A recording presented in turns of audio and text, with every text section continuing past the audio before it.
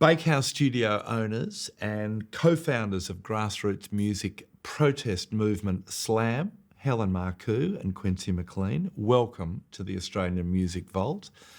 Let's start with the protest, Helen. Yes. Take us back to those heady days of 2010 when Melbourne said enough is enough. So here we are. It's 2010. It's an election year. We have a law and order campaign going on. We've got drunken people on the streets, alcohol-fuelled violence. Murdoch's papers are going crazy, blood and death and violence on the streets, and the government want to do something because they're in trouble. The public sentiment is against them, so they decide to roll out these old liquor licensing policy from the early 80s that actually started in Frankston around a whole bunch of pubs that were close by to each other, and which ultimately equated music with violence. Yeah. So we had our little venues, and the first venue to be hit with stuff was the Railway Hotel in leafy Carlton, where the nonna would cook, the pastor in the kitchen, and the old men played cards. And the band that we're on, the Brunswick Blue Shooters, Harold Firth, 75 years old, founder of the Fabulous Thunderbirds, had the publican come out that night and say, I can no longer sustain live music. I have to have 2 security guards throughout the duration. We can't afford it. And that was the thing that actually started the whole campaign. So Fair Go for Life got involved. SLAM came in from behind. We saw ourselves as some sort of ancient cavalry with all the troops. SLAM standing for? Save Live Australia's Music. Nice inclusive word. Yep. And we decided through Quincy complaining for a number of weeks after the tote closed down. I think all of Melbourne were complaining. But you were saying someone's got to do something about this. I was, that's true. And it was us. So we were really naive. We thought, great, we'll put on this great big rally and all these people will come and we'll just go back to our normal lives the next day. And the SLAM rally was, as you know, Brian, you were our Pied Piper. Yes. You stood on the back of the truck and brought everyone in. So the SLAM rally was described by Ben Eltham as the largest cultural rally in Australia's history. We had over 20,000 people march, unprecedented around the world, and it firmly put live music on the political agenda, but it also changed our lives forever. It was utterly remarkable. I remember arriving sort of up near the State Library, perhaps. Yeah. You'd organised for a flatbed truck. You were wanting to slightly replicate the AC/DC Long Way to the Top. Yeah. We were hijacking that day. Yeah. Which was an incredible clip shot by the great Paul Drain. Who was with us on the back of the truck. And who filmed the original version, A Long Way for the Top down Swanston Street. Incredible. So there we are, we're on the back of the truck. You got the Rock Whiz Orchestra. All of Australia's own band. Yeah. Because they don't have a lead singer. That's so right. Anyone can fit into that spot. And we just started driving down and they started playing and they did probably A Long Way to the Top, 20, 30, 40 times? I think so. And then we did another version on the steps of Parliament. Yes. Yeah, tell us about the steps of the Parliament. Well, on the steps of Parliament was really interesting. And going back to the actual protest itself, a number of people were hoping to host the event to replicate. AC/DC were in town and they wanted to replicate the anniversary of the flatbed truck. That was a big event thing. It needed indemnity insurance. As a democratic right to protest, we could just hijack the idea. And the idea was that we took back the streets of Melbourne for Melbourne musicians that day. And everyone came with their fans and bands and band T-shirts, made a lot of noise. You led the chant. Yep. It's a long way to the tote if you want to rock and roll. Yep. Rock and roll. What was it? Music ain't high risk. These laws have got to go. That's right. So we get up to Parliament and we have the biggest PA on the steps and a second PA company at the back, reinforcements. The PA on the steps was courtesy of Johnson Audio or JPJ as they now And the call one it. at the back was McLean Audio. Everybody came together and our beautiful diverse singers of Dan Sultan, Vicar Bull, I think it was Paris Wells, and Swanee, who was Cram on the back of the truck that wasn't planned, but he ended up there and it was fantastic. Yep. And another guy from the audience jumped up on the truck as well. That's right. And he did a round of it. There we were, and it was really the speeches that resonated. Yeah. You know, Missy Higgins coming out and Claire Bowditch, Tim Rogers, but the big one was really Paul Kelly, who described live music as his university, where he goes to get a refresher from time to time. And we had a sea of politicians at the back. Liberals love live music. Do you remember that? They were trying so hard, weren't they? They all came out and they're looking awkward in their suits, and it was nice because with the change of government, we were able to hold them to that, so it was kind of good. And Labor looking on too, thinking, oh, wow, this is an own goal. Yeah. These are our people. And we realised at that moment as well, we were very careful not to include politicians because live music is a non-partisan part of our lives. Yeah. So what was the outcome of that day? What happened after the protest? Well, we didn't go back to our normal lives, and we found that once we'd picked the fight with government, the onus was on us to provide the solutions as well. And the outcomes were extraordinary in that I think we had a huge team of people that assisted us with 10 demands that we took to government. And over the years, we've signed off on all of them.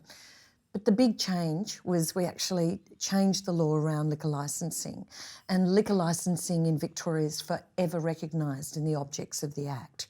So law changes, John Wardle described it as totally badass, if you can do that. Yeah. What else did we achieve, Quincy? Well, we organised the social and economic impact statement. We're very fortunate to have a team of advisors that because when we originally went to the government and said we're going to do the rally, they turned around and said, so what are your demands? And what did we do? We looked dumbly at each other and said, I don't know. Fix this shit, you know? Yeah, right. And so we went back to people like Kirsty Rivers and John Perring, and Kirsty had a list almost pre-written, and so the agent of change was on there. The sort of setup of Music Victoria, which is the first contemporary music peak body. The social and economic impact Well, it statement. wasn't quite that. It was quantifiable data. And the really interesting thing about getting data is that no data had ever been collected on live music as an industry. So for the bean counters, we didn't exist. And suddenly, in the eyes of government, once you've quantified us, and so they commissioned the social, economic and cultural impact of live music. And the great takeaway little statistic that came out is that more people go to small gigs in Victoria per year than AFL home and away games. And this is something we've dined out on for a very long time, ever since then. What other things? So there was the... What about the security angle? Because that was really, I mean, that was one clear thing that was prohibiting hotels being able to have live music because they just couldn't afford to pay the security. The proxy was dead in the water. And once that was proclaimed dead, and that took us another at least 18 months of solid negotiation to get that across.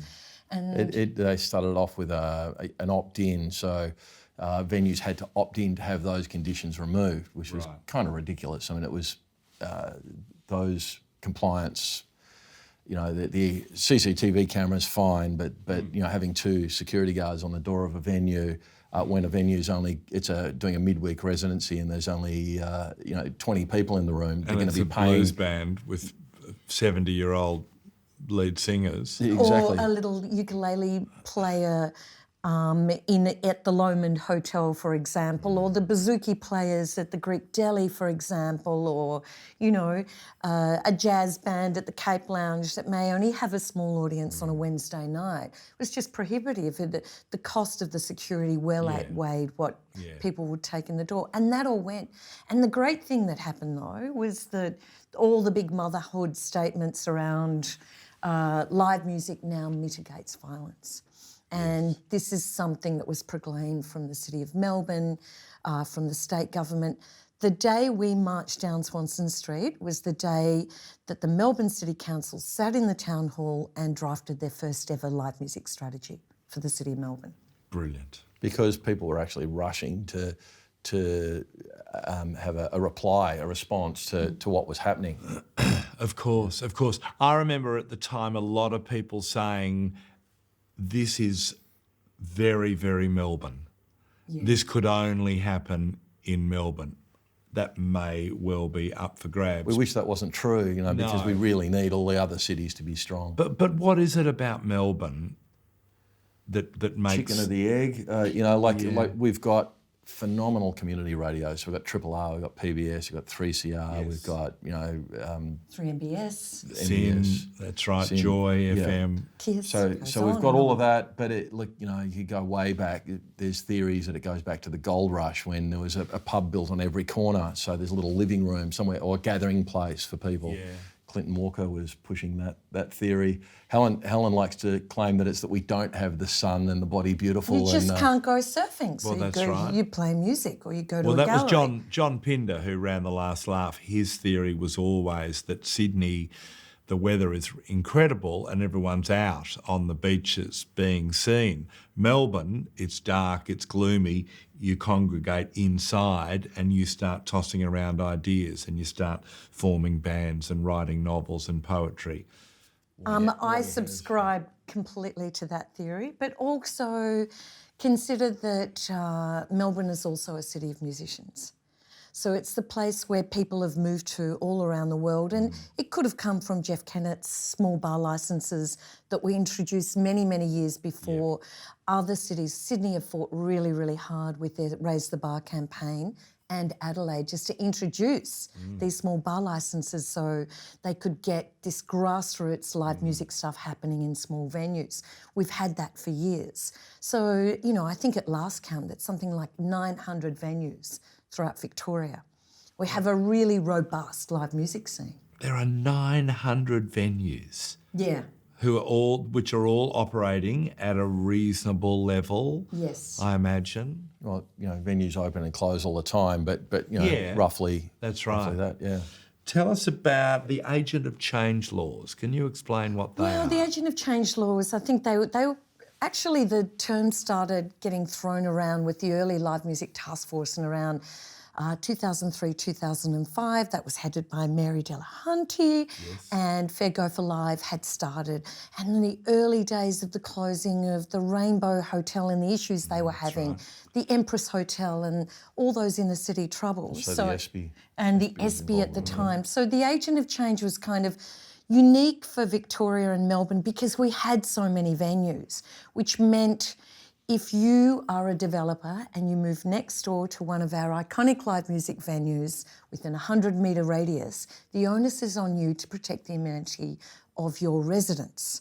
And it also works in reverse. So if you're a live music venue... As opposed to the onus being on the venue... Which is a global... situation all over the world. And so if you're a venue and you want to change your operation or open in a residential street, the onus is on you to soundproof and protect the amenity. And so for developers now, they have to look at things like double glazing, urban design, whether openable windows or balconies face onto live music venues. It's important to note that the venue can actually the developer can opt to soundproof at source. So it's not unheard of for the developer to soundproof the venue instead of soundproofing themselves if it's less expensive. What about, are you also organise funding or you help people with funding for soundproofing for venues? Well, not us in particular, but one thing...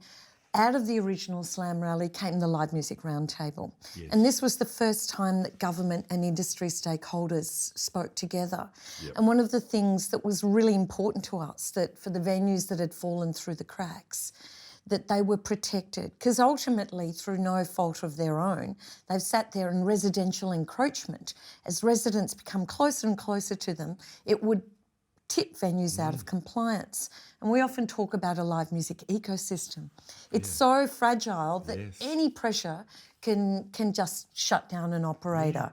And so the Good Neighbours program has been instrumental to that. So, you know, $25,000 in match funding goes a long way for venues to put in. For example, we put in a double glazed window or a door or door seals, all sorts of stuff that can protect you from the ears and the gaze of neighbours.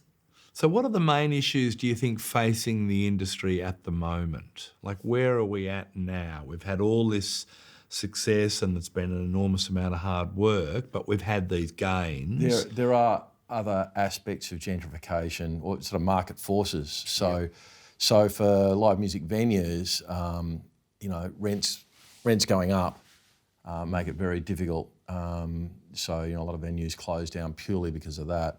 Also, of course, you know, musicians pay, but that's a massive can of worms. Definitely something that's affecting But the it is industry. a problem here. So if you look at Victoria, for example, we call it #City of Musicians, Melbourne, because everyone's moved here to be near venues, near community, near infrastructure.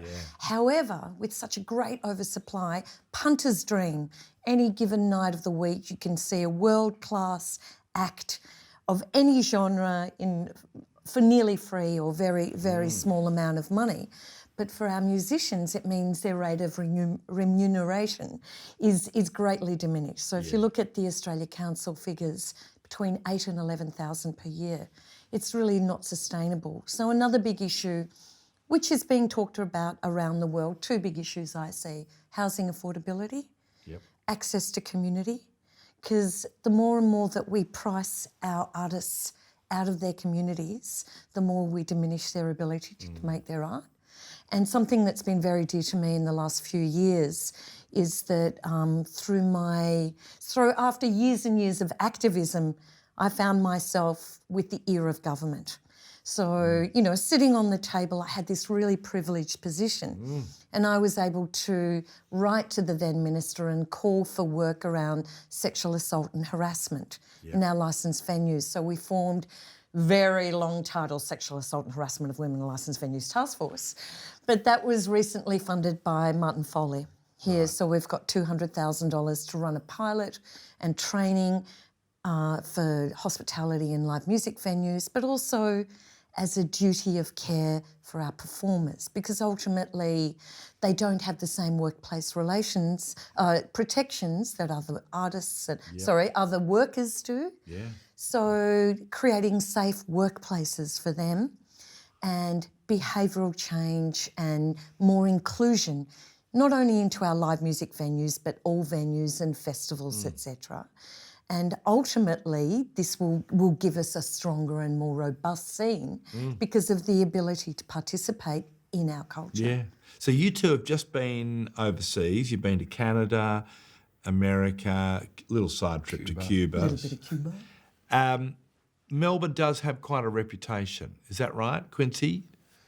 Most definitely, yeah. And I think we were really surprised in Canada to find that around the world, people have been paying attention to the developments that have come through SLAM, through some of the changes that have happened here. They're working on the agent of change principle in London now. They're looking at it in San Francisco. Well, they've implemented. Brilliant. Yep. New Orleans, all over the place. They're looking at the work that we've managed to. Melbourne, we were interrogated while we were there. We were put in a room, remember, with about 20 planners and decision makers saying, how did you do this in Melbourne? How do you get a seat at the table? How did it work? They just wanted to, extract all that information from us. And we had a really unique set of circumstances here and a fiercely passionate live music community as well. And we were kicked incredibly hard. The wrong people were kicked really hard by the Liquor Licensing Commissioner at the time. And in a way, we've kind of got to thank her for galvanising us.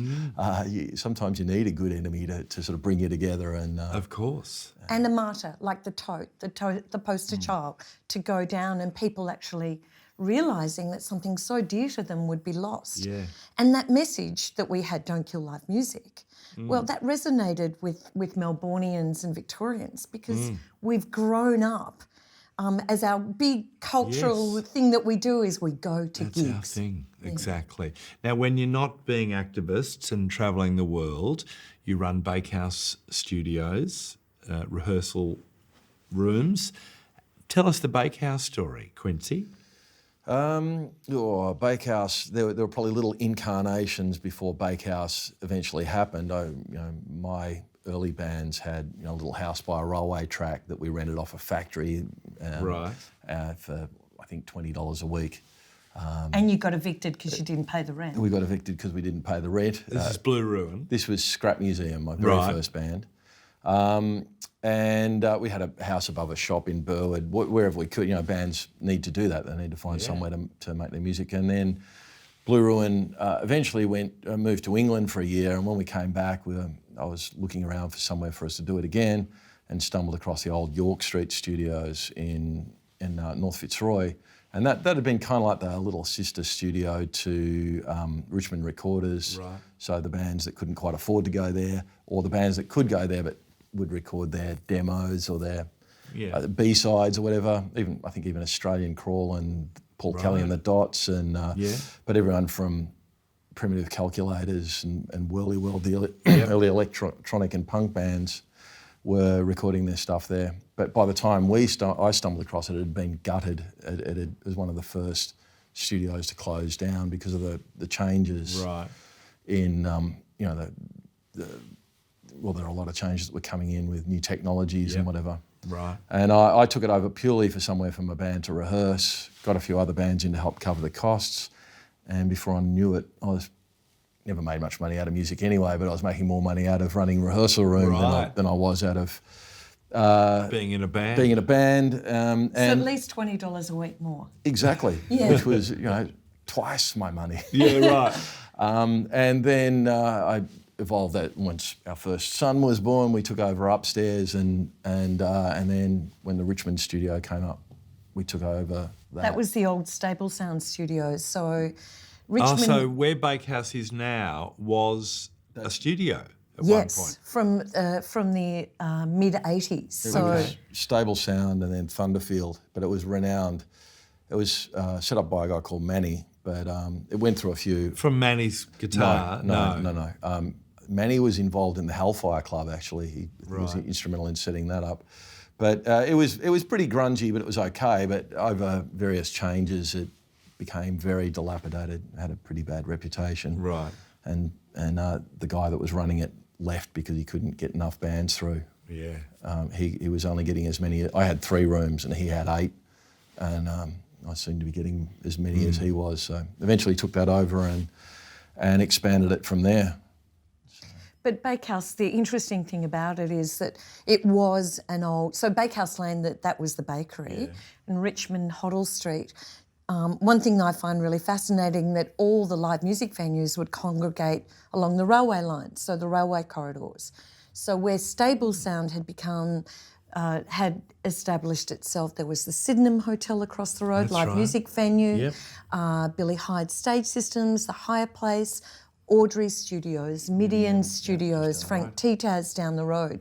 And so these were our places where we could go and make lots and lots of noise. But unfortunately fortunately for the inner city, is that rail corridors are now the places really earmarked for development because people can access public transport. And so and there's lots of artists and painters and artisans down Little Hoddle Street. So we've remained, and through so much adversity, I don't know how, we've had 400% rent rises and struggling with neighbours, and we're still there. Yeah, but it's also a remarkable building. You've done incredibly bold work with your murals. Anyone who's driven down Hoddle Street and has driven past Bakehouse has seen these incredible murals that often honour our fallen idols. Yes. You have it as I went to a 21st there, I've been to a 50th there. It's a great venue, as well as, Rockwiz, it's our sort of rehearsal room of choice. How many rooms are you running? We run. It sort of varies. It's been 12. It's currently 11, but there's other spaces that are used for control rooms and whatever. And some spaces get used for film, and so it's we reinvent it all the time. And bands record there? Yeah, we have a recording studio there as well. Yeah, but the fun stuff we do, like we do recording rehearsal, but we've done immersive theatre, for example, and live art events where people have set up in every single room and corridors, and we did this great thing with the Boon Companions last New Year. Right. So that's Marie Carty and Kitty Robertson's little live art thing. Yeah. And it was We're All Going to Die was the theme. So you came in the door and you walked through a birth canal to sounds of, and then every room had a different part of life. And at the very end of the night, after you died upstairs in the Jezebel room, they all put on headphones and walked through a silent disco to Leonard Cohen's Hallelujah, and everyone was crying. And then this giant 4 metre... Well, just before... Lady Death ushered everyone into the room. She was standing on a pedestal, and it was all very moody lighting. And then slowly inflated a 4 metre high inflatable vagina. And a whole bunch of performance artists were born to be alive. With God as the DJ. God as the DJ, confetti cannon, and... a female God, I should point out. And as it should be. that's just a normal night at Bakehouse but it's nowadays, isn't it? It's arty, it's taking risk, it's all about creating new work, celebrating life, celebrating music. It's remarkable. Who are some of the people who've been through there over the years? It's almost a matter of who hasn't. Yes. Just about anyone from Australia, but some of the most impressive Beck. We've had Tina Arena coming up. We've got. Really interesting one was people don't know, but Ed Sheeran did his first ever gig in Australia in the Scrap Museum. So he was bought out by Warner's, was it at the time? Yeah. He only was just breaking in the UK. He'd just sold 100,000 copies. Only of his just first breaking, single. we say, first week. And he'd outsold the Beatles apparently, and he was massive in England and except for the diehards, totally unknown in Australia. So he did a little fundraiser for the Big Issue. Brilliant. And they invited a whole bunch of promoters, and he played his first ever show standing on tables, singing along, and he still remembers it really fondly and comes back from time to time. But, I think he's probably the biggest artist in the world in terms of, financial success. He's up there with Beyonce. No, he's enormous. I mean, I know Nick Cave will rehearse there pretty regularly. Paul Kelly will rehearse there. We've had some of our favourites that may not be as massive as some of the others, but the Saints, when they reformed, came through. John Cale coming through for Super Sense Festival a while back with Lisa Gerrard was a real highlight for us. When the MC5 toured as the DC3, we were so excited to have them that we had this old red carpet that had given to us from the Chi Centre across the road, and it wasn't lost on Wayne Kramer. He was just walking down the carpet and waving to the anonymous or invisible crowds, and for us that was such a thrill, hearing those seminal songs, those Motor City songs that for us were the birth of just something really exciting. And it's Perubu. Perubu was great. Tool, we had Tool in, and they nearly blew the roof off the place. That was one of the few times that we had neighbours contact us that weren't happy from the other side of East Melbourne. The band. The crew spent a day setting up, and then the band came, then the crew was still setting up halfway through the next day. The band came in for 2 hours with they've got a drum kit made out of melted down cymbals. It's like this, you can't lift it. It takes a team of guys to lift this drum kit. They were monstrously loud. In the 2 hour period, they came in with their bodyguards and whatever. Within the 2 hour period that they were in the building, they rattled dirt out of the roof, just the sheer volume. The volume. And they left. We had a multi-core running down to the smallest room in the building, and after they'd gone, we were still getting noise complaints from the guys monitoring the sound in the playback, because they record it for some of those big shows. And they were monstrously loud, and spent another day loading the gear out. And then cleaning up the dust. Because you'd lift something and there'd be a layer of dust around it because it rained dust from Tool. What about the one that got away, Quincy? Yes, the keyboard player, the keyboard tech for the Rolling Stones called us to say he came and visited the place. Not Chuck Lavelle, no. No. This was the tech guy. But he came in when Hunters and Collectors had been in the studio at the time, and he said, want to bring the Rolling Stones in here? I'm like, okay, no problem. But unfortunately, it had coincided with Mick losing his voice before the Hanging Rock gig. And so not only did they blow out Bakehouse, but they blew out the Hanging Rock show. So we had one of our staff, Ava Coffin, who you might know. Yes. Inconsolable when she found out, cried for days. But I think you wrote them a really nice email. We're flattered that you flirted with us. Yes. Thank you. Good. Yes. Next time. They can flirt with us anytime. Can I ask you, how important do you think it is that we do have something like the Australian Music Vault? Go to you, Helen, first.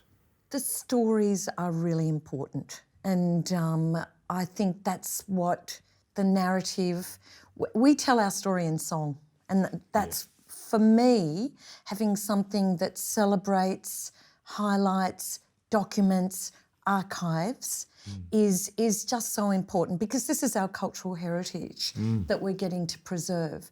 And the more and more we travel around the world and we talk to people, and it is the people and the stories that make it. Bricks and mortar are important, and they say something, but that's the soul of what goes inside. So for me, it's crucially important, and the public to have access to that. I mean, we were privy to have a little tour through the archive recently. It was just so exciting, looking at the history as well, old photographs of the Thump and Tum and earlier clubs and people's costumes, and what a thrill.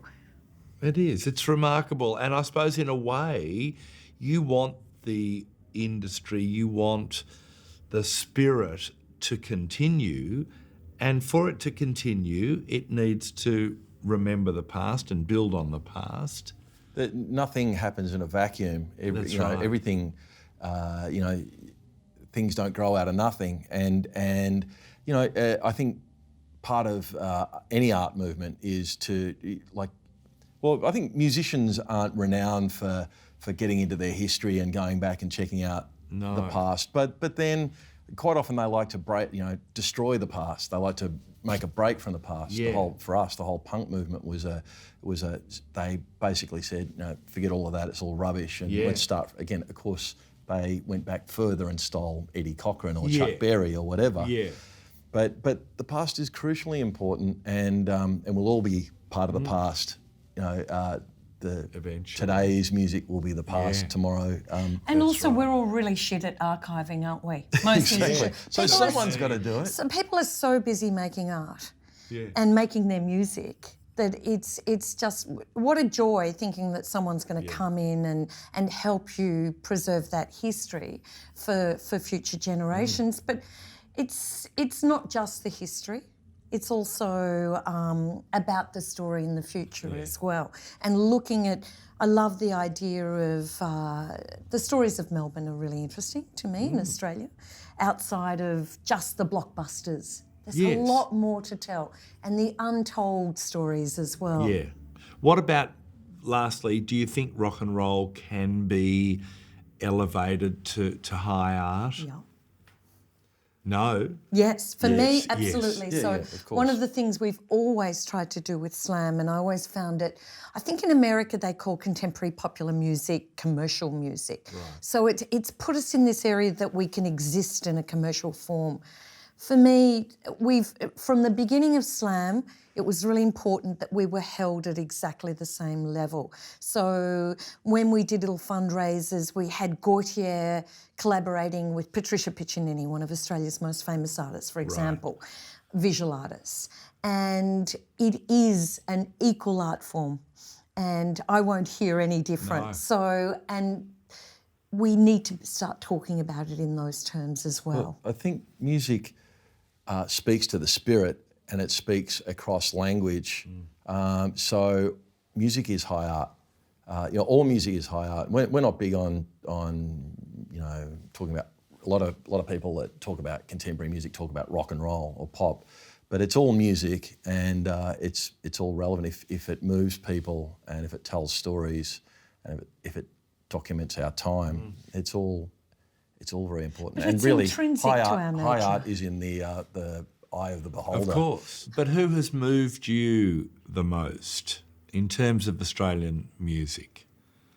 Moved me the most. Yeah, who's influenced you? Who's really dug down into your soul? Give me three. Well, the Saints would have to be high on the list. Right. They're a band that I think really resonated and really looked at their political, the politics of their time and the oppression of Brisbane at the time. But it wasn't one-dimensional music. It was about emotions, and so early Saints. You're talking. Yeah, early Saints. The first three albums, Ed Cooper and Chris Bailey are definitely. See, I'm drawn to the Monkey Puzzle. Okay, that's. You love melody, and you love the Beatles, and you love that stuff. I think that's. I mean, Stranded and Know Your Product and Perfect Day, of course, but I like the Down on the Waterfront and Roses, and that's my favourite. It's really evocative, but I get Quincy, that for me too. That first album, the Stranded album, it's something that jolted us out of suburban misery into the idea that we could be part of something bigger. So they're a band that changed with every, the brass on Know Your Product, and then through to prehistoric sounds. Like evolving, you could hear Ed evolving into that more jazzy feel. I loved all of that process. I got some odd ones. Captain Matchbox Whoopie Band. They may have been largely a kind of cover or tribute band, but they approached it with such a unique angle. And they actually came out of the school that Helen and I went to, Camberwell High School. So the Conway brothers started there. Have they rehearsed at Bakehouse? Don't think we've had members of, but not. They did reform a few years ago and did some stuff up in Sydney, I believe. Yeah, when Mick put his book out, I saw him in Woodford at Woodford Festival, and it was very special because he was doing little wacky bits of magic and it was really incredible. And it was a bit, he was clearly a bit rusty, but it added to the charm. I'm sure he would have played with any mistake, would have been played into the. Remarkable. I love a good mistake. I go to gigs for the fact that it's live, and there will be moments where it crashes, and there'll be moments where it rises to incredible highs. That's why I love live. All right, music. we've had the Saints, Captain Matchbox. One more from you. Only one. I know the one. For you. Well, I was actually going to say Daddy Cool, but where do you stop? The Go-Betweens. True. There's a hell of a lot of. There's so many great bands to have come out of Australia. Yeah. But all right, that's good. Helen, your turn. Oh, it's embarrassing, but not really. I know who you're going to say. Oh, when I was 11, I was just the maddest Skyhooks fan. You can imagine, and that was my first taste of sort of music culture, queuing up overnight outside the In Shop on Burke Street to get tickets. Yes, INN, where I remember buying my first pair of Staggers, very tight, high-waisted jeans with flares that you had to sit in the bath for them to shrink onto you. Anyway, other story. And getting tickets to go and see Skyhooks. And I became a mad Skyhooks fan and went to, because they just, the costumes and... the flamboyance. And just the themes in the music. So for a young 11 and 12-year-old, I was really impressionable, and I was not on the Sherbet camp, although I have grown to love them and their songwriting. Yes, you can't deny them. I was of the Skyhooks camp. And of course that led me into punk after that, and that's where Quincy and I cut our teeth and hung out on the, on the Seaview Ballroom? Down at the Seaview Ballroom. Were you aware of Quincy before Blue Ruin? Oh, yeah, we were kind of friends hanging out. We actually went to the same high school and didn't know each other. I know, when sounds she was ridiculous. in Form 1 and I was in Form 3. We went to the same college and kind of knew each other, but it was at the ballroom. It was through live music that we really connected, and it's nice to have that passion that, mutual love. Yeah. Have you done your 3 Skyhooks? Well, you've only done Skyhooks, but we did have them in at Bakehouse when they reformed recently, so that was kind of very exciting for Helen. We did. Yes. Love the Go-Betweens. Yeah. Can I just say that was another really pivotal moment for me. But there are so many Australian bands, and who do you favour?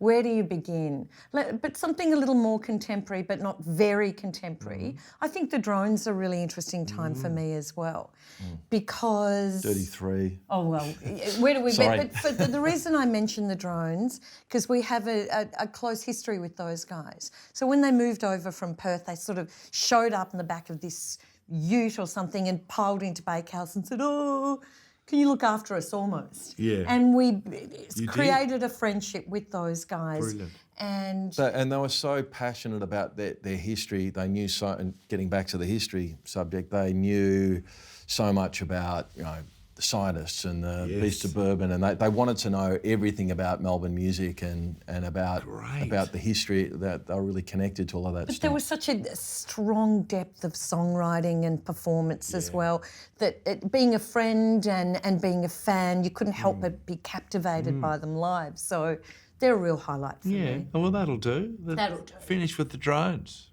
Why not? Look forward. We like our noisy stuff. Yeah. So what's next then? What's next? For you guys, next big project? Next big project. We're We've got doing lots a of few little projects on the boil. Side projects on the boil.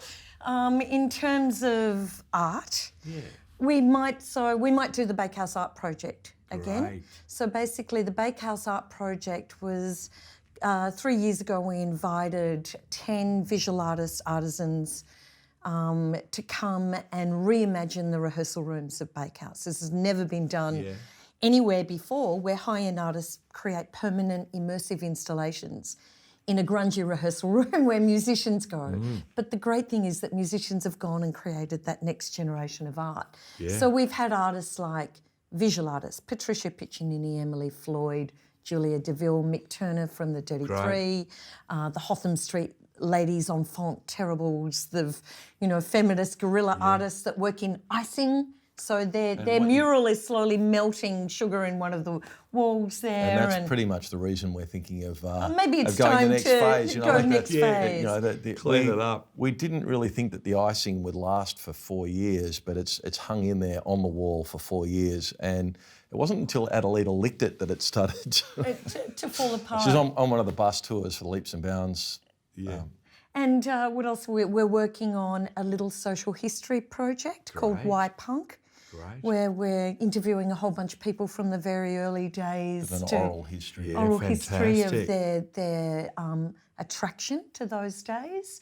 What else are we working on? A little TV show with RMIT called The Gift, where we invite a whole bunch of bands and they get filmed. But it's a work experience program. We've done that 2 years running. It's already won so far. awards. Yeah. 13 bands a year. It's just it's kind of a mini rock quiz, I suppose, without the quiz show. The questions. Beautiful. Yes. And in terms of a volunteer project, I'll be continuing work with the representation of women, people of colour, our Aboriginal First Nations people, and LGBTQI community, as well as the task force work and a little project, artist housing and artist affordability and access to housing. That's the next frontier for us, I think. Well, plenty on. May your work continue. Thank you. Thank you for your work, and thanks for being part of the Australian Music Vault.